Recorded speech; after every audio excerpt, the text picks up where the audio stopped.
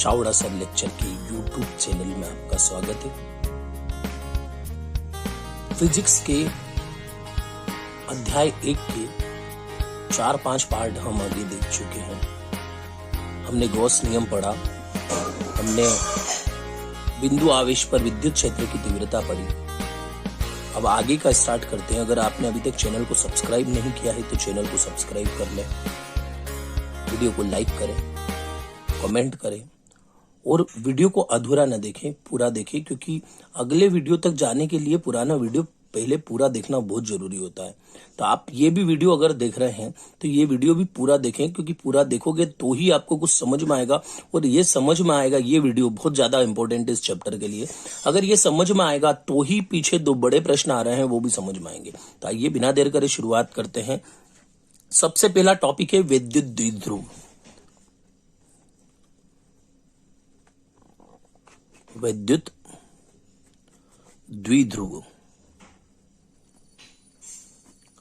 विद्युत द्विध्रुव होता क्या है, मैं डायग्राम के थ्रू आपको पहले समझाता हूं। सपोज मान लो कि ऐसा कोई बना हुआ निकाय है जो एक प्लस और एक माइनस है। तो अल्प दूरी पर स्थित, अल्प दूरी मतलब इनकी दूरी क्या होगी, कम होगी। अल्प दूरी पर स्थित 2 विजातीय, विजातीय मतलब एक धन और एक ऋण, 2 विजातीय आवेशों से मिलकर बना निकाय क्या कहलाता है, विद्युत द्विध्रुव कहलाता है। अल्प दूरी पर स्थित 2 विजातीय आवेशों से बना हुआ निकाय क्या कहलाता है, विद्युत द्विध्रुव कहलाता है। डेफिनेशन लिख देता हूं मैं इसकी। अल्प दूरी पर स्थित 2 समान परिमाण, अल्प दूरी पर स्थित, दूरी पर स्थित 2 समान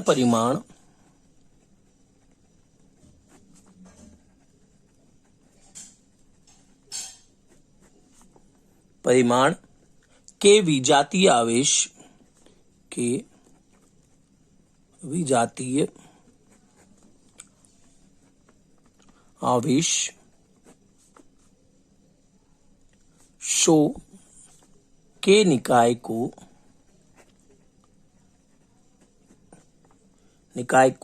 विद्युत द्विध्रुव कहते हैं। विद्युत द्विध्रुव कहते हैं।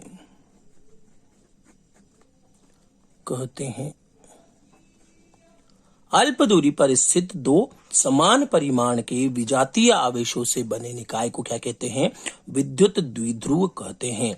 समान विजातीय आवेश इसलिए बोले क्योंकि एक माइनस और एक प्लस है, इसलिए विजातीय आवेश बोल रहा है। दोनों आवेशों के बीच की दूरी को द्विध्रुव लंबाई कहते हैं। ये जो दोनों आवेश के बीच की दूरी है इसको क्या बोलते हैं, द्विध्रुव लंबाई कहते हैं। तो दोनों आवेशों के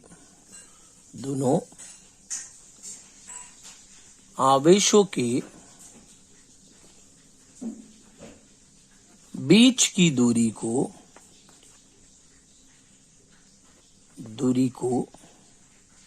द्विध्रुव लंबाई कहते हैं।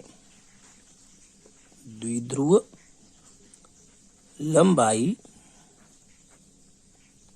कहते हैं। ये दोनों आवेशों के बीच की दूरी क्या हो गई, द्विध्रुव लंबाई हो गई।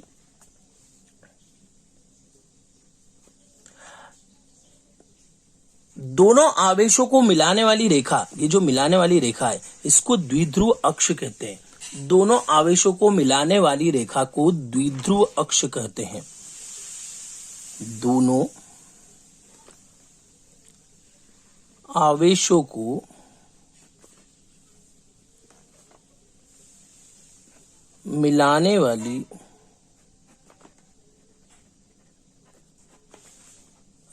को द्विध्रुव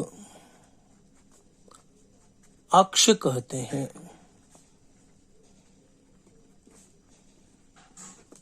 तो दोनों आवेशों को मिलाने वाली रेखा कौन सी हो गई, द्विध्रुव अक्ष। तो 3 बातें हमें इसे डायग्राम से मिली है। सबसे पहले अल्प दूरी पर स्थित 2 समान किंतु विजातीय, समान परिणाम और विजातीय आवेशों से मिलकर बना निकाय क्या कहलाता है, विद्युत द्विध्रुव कहलाता है। दोनों आवेशों के बीच की दूरी को द्विध्रुव लंबाई कहते हैं। और क्या हो जाएगा, दोनों आवेशों को मिलाने वाली रेखा को क्या कहेंगे, को द्विध्रुव अक्ष कहते हैं। देखिए द्विध्रुव लंबाई का मान मैं 2l मान रहा हूं। कितना, 2l। 2a भी मानते हैं कुछ टीचर, 2l भी मान सकते हैं, 2a भी मान सकते हैं। ठीक है, ये अपने ऊपर डिपेंड करता है कि हम l मान रहे हैं या a मान रहे हैं, उससे कोई फर्क नहीं पड़ता है। तो मैंने 2l माना है, द्विध्रुव लंबाई कितनी मान ली हमने, 2l मान ली। अब बात करते हैं विद्युत द्विध्रुव आघूर्ण की। किसकी, विद्युत द्विध्रुव आघूर्ण, जो सबसे आईएमपी टॉपिक है। इसी टॉपिक से आगे का बड़ा डेरिवेशन होगा, विद्युत द्विध्रुव आघूर्ण। तो विद्युत द्विध्रुव आघूर्ण किसे कहते हैं, विद्युत द्विध्रुव के किसी आवेश, विद्युत द्विध्रुव की किसी आवेश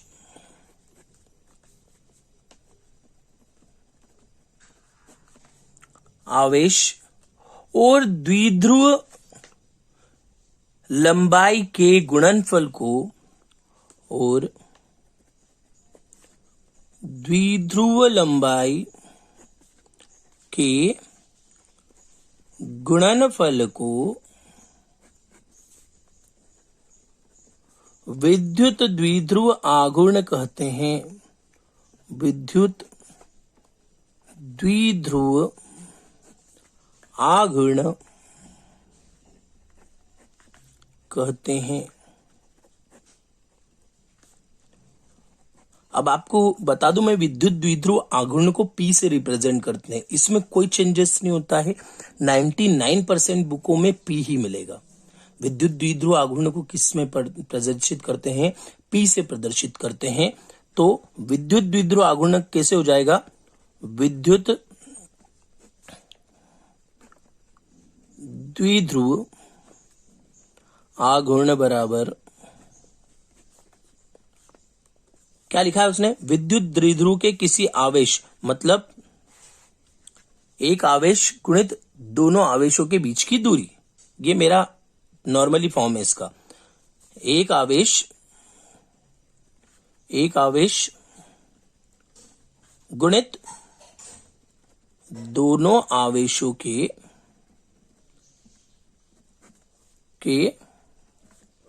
बीच की दूरी। अब एक आवेश कौन सा, प्लस क्यू माइनस क्यू कुछ भी ले लो, मैं प्लस क्यू ले लेता हूं, प्लस क्यू ही लेना है ज्यादातर। ठीक है, प्लस क्यू आवेश ले लिया, और दोनों आवेशों के बीच की दूरी कितनी थी, अभी हाल लिखी हमने 2l। विद्युत द्विध्रुव आघूर्ण P बराबर हो जाएगा हमारा 2ql। ये हो जाएगा आपका विद्युत द्विध्रुव आघूर्ण। विद्युत द्विध्रुव आघूर्ण का विमीय सूत्र है, विद्युत द्विध्रुव आघूर्ण का विमीय सूत्र है M0LTA। M0LTA, और यह एक सदिश राशि है। कौन सी राशि है, विद्युत द्विध्रुव आघूर्ण एक सदिश राशि है। तो इसका राशि क्या है, राशि सदिश। विमीय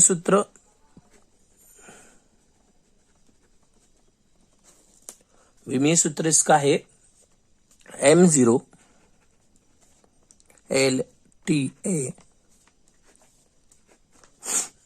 और ऐसा ही मात्रक है कूलाम मीटर। ऐसा ही मात्रक कूलाम मीटर। देखिए विमीय सूत्र, ऐसा ही मात्रक, ये हमेशा ऑब्जेक्टिव में जरूर आते हैं। आप लोग हर चीज के सारी जितनी भी हमारी भौतिक की जो इकाई होती है, इकाई मतलब इनको कह सकता हूं मैं, राशियां जो होती है, भौतिक राशियां जो होती है, उनके ऐसा ही मात्रक और विमीय सूत्र जरूर याद रखना। जितनी भी भौतिक राशियां होती है, ये भी एक भौतिक राशि है विद्युत द्विध्रुव आघूर्ण, तो इसका भी आपको ऐसा ही मात्रक और विमीय सूत्र जरूर याद रखना है। तो परिभाषा क्या हो गई, विद्युत द्विध्रुव के किसी आवेश और द्विध्रुव के गुणनफल को द्विध्रुव के बीच की दूरी लिखना है। द्विध्रुव के बीच की दूरी के गुणनफल को विद्युत द्विध्रुव आघूर्ण कहते हैं। ठीक है, थोड़ा सा छूट गया था। विद्युत द्विध्रुव आघूर्ण क्या हो जाएगा? विद्युत द्विध्रुव आघूर्ण बराबर एक आवेश गुणित दोनों आवेशों के बीच की दूरी, या P इक्वल्स टू 2QL, राशि, सदिश और विमीय सूत्र m0L, TA और SI मात्रा कूलाम प्रति मीटर। इन तीनों चीज के बेस पे, एक तो विद्युत द्विध्रुव आघूर्ण, दूसरा द्विध्रुव लंबाई, तीसरा विद्युत द्विध्रुव अक्ष और चौथा विद्युत द्विध्रुव आघूर्ण, इन पूरे के बेस पे हम अगला टॉपिक पढ़ेंगे विद्युत द्विध्रुव के कारण विद्युत क्षेत्र की तीव्रता के व्यंजक अक्षीय स्थिति में और निरक्षीय स्थिति में। इस वीडियो को मैं यहीं समाप्त कर रहा हूं। अगले वीडियो को इसी वीडियो के साथ जारी करने वाला हूं, वो होगा अक्षीय स्थिति के लिए। आपने चैनल को सब्सक्राइब नहीं किया है तो चैनल को सब्सक्राइब करें, वीडियो को लाइक करें। धन्यवाद।